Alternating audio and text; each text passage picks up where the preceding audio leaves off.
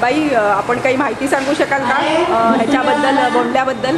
आज आमच्या शाळेत नवरात्रानिमित्त बोंडला आयोजित केलेला आहे. खरं म्हणजे हा प्रातिनिधिक स्वरूपात आहे.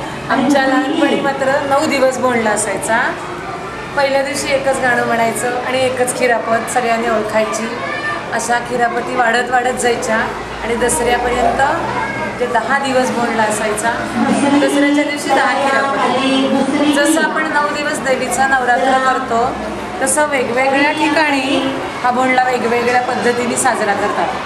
खानदेशात याच बोंडल्याला गुलाबाई असं म्हणतात आणि अशाच प्रकारची गाणी तिथे गायली जातात. सांगली, सातारा या भागात याच उत्सवाला हादगा असं म्हणतात आणि हादग्याची गाणी म्हणतात. पण आपण जसा फेर धरतो तसा फेर न धरता खाली बसून आणि टाळ्या वाजवून ही गाणी म्हटली जातात.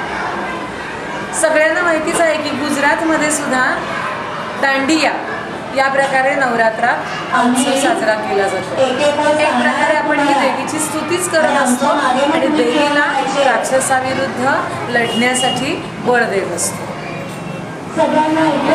थँक्यू.